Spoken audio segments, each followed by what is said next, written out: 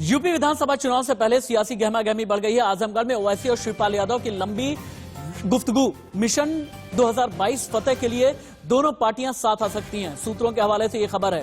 UP में ओवैसी और राजभर की पार्टी का पहले से गठबंधन है और कहा यह जा रहा है कि अगर ओवैसी और शिवपाल यादव साथ में आ जाएंगे तो ये यूपी विधानसभा चुनाव के लिए एक बहुत बड़ा गठबंधन जो गेम चेंजर भी साबित हो सकता है, क्योंकि हाल के दिनों में बहुत लोकप्रियता असदुद्दीन ओवैसी की बढ़ी है। तो ऐसे में सवाल ये पैदा होता है कि अगर असदुद्दीन ओवैसी और शिवपाल यादव साथ में आ जाते हैं तो यूपी के लिए कितना बड़ा परिवर्तन लेकर के आएंगे। ओवैसी को शिवपाल का साथ मिला है। हैदराबाद, बिहार, बंगाल के बाद अब यूपी चुनाव पर नजर है असद ओवैसी की। चलिए चलते हैं और आपको हम एक बात दिखाते हैं कि असल में दोनों ही बड़े नेताओं की ताकत क्या है। एक करके आप देखिए, जब आप ओवैसी की बात करते हैं और अब जब आप इसके अलावा शिवपाल यादव की बात करते हैं, शिवपाल यादव क्या है ना, नई पार्टी से अलग पहली बार विधानसभा चुनाव की तैयारी में है। अब ओवैसी, नीचे का लोअर बैंड गिरा दें, ओवैसी बिहार, महाराष्ट्र में फतेह के बाद अब यूपी की तैयारी कर रहे हैं। अब जहां पर वोट बैंक की बात आती है, जातिगत समीकरण की बात आती है, बदलें ओबीसी और यादव वोटर्स का सहारा है किसको? शिवपाल को। लेकिन जब ओवैसी है ना, कई जिलों में जो मुस्लिम वोट बैंक है, जो किसी जमाने में समाजवादी पार्टी का रहा है या फिर बीएसपी का रहा है या एक बहुत पहले के जमाने में अगर कांग्रेस का रहा है, इसे अपने साथ में ओवैसी लेकर के आना चाहते हैं। फिर इसके अलावा जमीन पर कार्यकर्ताओं की बड़ी पैठ है शिवपाल यादव की। लेकिन ओवैसी जो है माइनॉरिटीज में बहुत ज्यादा लोकप्रिय हाल के दिनों में हुए हैं।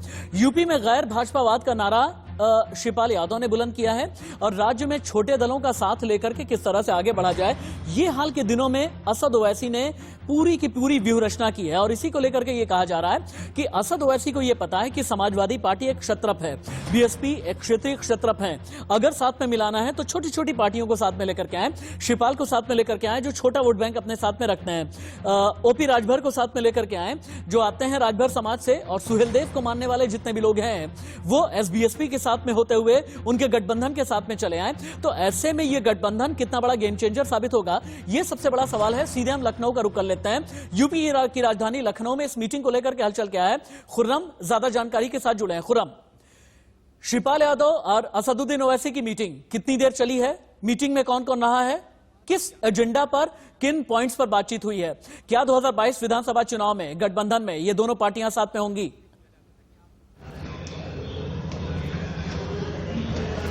हाँ जी बिल्कुल। देखिए, अभी तक तो सवाल शिवपाल सिंह यादव ओवैसी दोनों से होता था कि आप दोनों की मुलाकात कब हो रही है, लेकिन कल आजमगढ़ में बात साफ हो गई जब शौकत अली जो स्टेट प्रेसिडेंट है एआईएमआईएम के उत्तर प्रदेश में, उनकी शादी, उनकी बेटी की शादी में दोनों पहुंचे, ओवैसी पहुंचे, शिवपाल पहुंचे और आधे घंटे अलग बैठ के बात हुई है। और शौकत अली भी उस मीटिंग मौजूद थे, महासचिव हैं प्रसपा के वो मौजूद थे और साथ ही शिवपाल ओवैसी मौजूद थे। अब देखिए गठबंधन और इसकी गणित क्या होगी। अगर हम शिवपाल सिंह यादव की बात कर लीजिए तो ओबीसी वोट बैंक के चैंपियन माने जाते हैं। अगर आप ओवैसी बात कर लीजिए तो मुस्लिम वोट बैंक के चैंपियन माने जाते हैं। अगर राजभर की बात करें तो अति पिछड़ी जातियों के वो चैंपियन माने जाते हैं। अगर ये तीनों मिल करके भागीदारी जो उन्होंने अपना बनाया है संगठन, अगर उसमें एक हो जाता है गठबंधन तो जाहिर सी बात है बड़ा फायदा हो जाएगा और एक बड़ी ताकत बन उभरेगा। लेकिन अभी तक की ये माना ये जा रहा है कि किस तरीके से सीटें बटेंगी ये तय होना बाकी, बहुत कुछ होना बाकी है। लेकिन मुलाकात हो गई है ओवैसी और शिवपाल सिंह यादव। बहुत शुक्रिया आपका इस तमाम जानकारी के लिए। आगे भी अपडेट हम आपसे लेते रहेंगे। पश्चिम बंगाल के चुनाव में क्या रहे खास, यूपी की चुनावी रणनीति पर तो आपने बात की, लेकिन पश्चिम बंगाल में क्या चल रहा है? पश्चिम बंगाल में हिंसा फिर भड़की है। प्रदेश बीजेपी अध्यक्ष के काफिले पर हमला हुआ है। दिलीप घोष के काफिले पर पेट्रोल बम से हमला किया गया। नॉर्थ 24 परगना में बीजेपी की परिवर्तन यात्रा पर हमला किया गया। दिलीप घोष कर रहे थे परिवर्तन यात्रा की अगुवाई। ज्यादातर गाड़ियों के तोड़ दिए गए कांच। बीजेपी ने तृणमूल पर लगाया है हमले का आरोप।